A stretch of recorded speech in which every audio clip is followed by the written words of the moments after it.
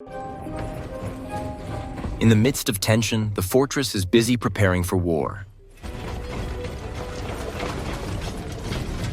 And soon, a massive horde of monstrous creatures descends upon the place.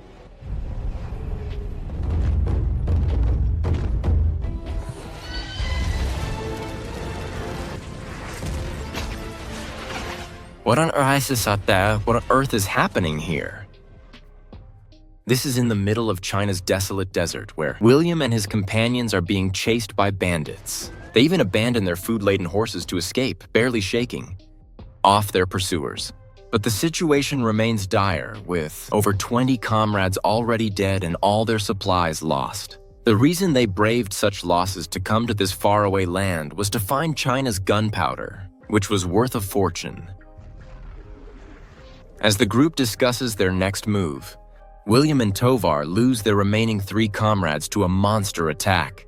To make matters worse, the bandits reappear, and the 2 flee frantically until they stop in front of a wall. A massive and majestic wall with countless soldiers. It was the Great Wall of China. Surrounded with no way out, William decides to surrender to the soldiers on the wall. They know what it is. Where was it found? You speak English. Where was it found? It was taken. That thing killed 3 men before we took it down. Where? North. Tang Su's. He killed him alone. He did it alone? How is that possible? We came to trade. We were ambushed. Come here. You are soldiers. I think, whether by coincidence or not, the 2 should be executed immediately. Just as their lives were about to end, something is approaching this place.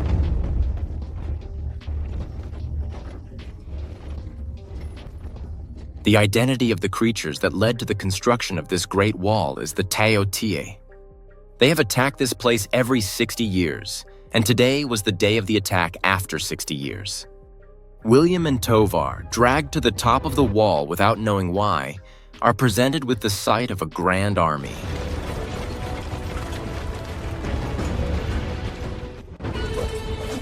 With the massive preparations complete, tension fills.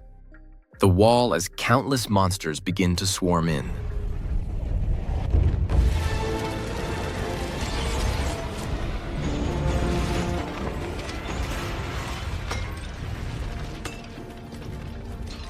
Meanwhile, William and Tovar discover a Western man who is not tied up. They decide to use him to attempt an escape. And the Queen of the Monsters appears on the battlefield.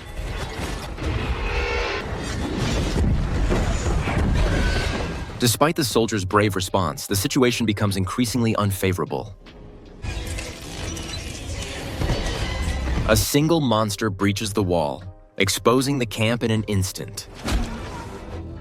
Taking advantage of the opportunity, William and Tovar free themselves, and with William's help, they manage to deal with the Taotie.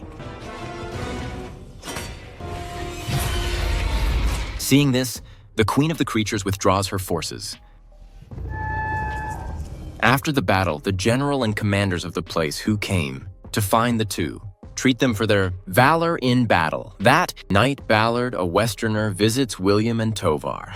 The 2 plan to escape with Ballard taking the gunpowder. The next morning, after a clean wash and being invited to breakfast, William and Tovar are honored for their previous day's valor by being appointed as honorary soldiers by the general.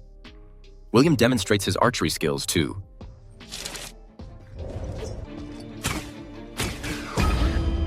The soldiers who want to see their abilities earning their recognition. Meanwhile, Commander Lin, who leads the Blue Armor Unit, takes an interest in William. Having fought for her country all her life, she takes William, who has wandered the battlefield for money, to the top of the wall after hearing his words. William begins to vaguely understand her ideology. Meanwhile, Ballard shows William and Tovar the black powder. They plan to escape with the powder, but William's expression seems uneasy. At the same time, hearing of an accident at the Western Wall, the commanders of the wall rush there. As they cautiously survey the surroundings, a Taotie suddenly attacks. In an intelligent attack never seen before, the general loses his life. As they bid farewell to Tian, the general, the soldiers of the wall resolve themselves. At that moment, Special Envoy Chen from the Imperial Palace delivers top-secret information found in the palace records, revealing that the Queen of the Creatures uses magnetism to give orders. Hearing that the creatures are approaching the next dawn, they prepare to capture a Tayoti alive, while Ballard and Tovar proceed with their escape plan, leaving the conflicted William behind, and the creatures reappear through the fog. The defense battle begins anew. Meanwhile, William is conflicted as he watches the soldiers risk their lives in the fight. The soldiers attempt to capture a Tayoti with harpoons laced with anesthetic, but they fail. Seeing this, William steels himself.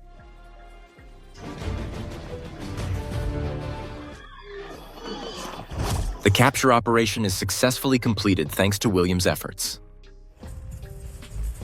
That night, they discover that the magnet actually works. The captured Tayoti is sent to the capital.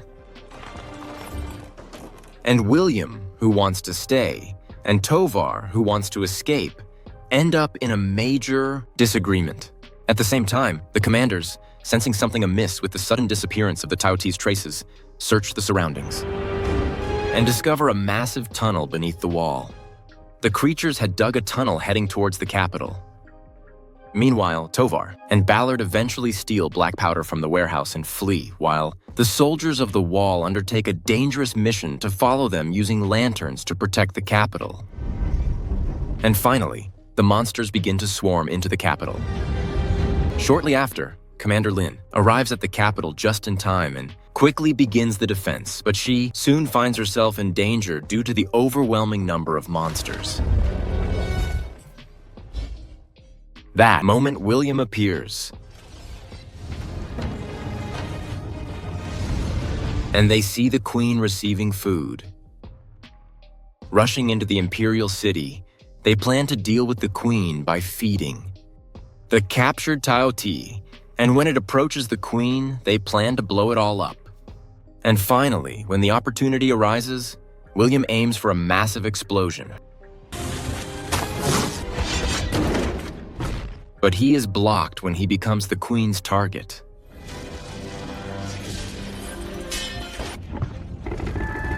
Now, only one gunpowder remains. For a sure shot, William and Lin throw themselves. Thus, the capital regains its peace.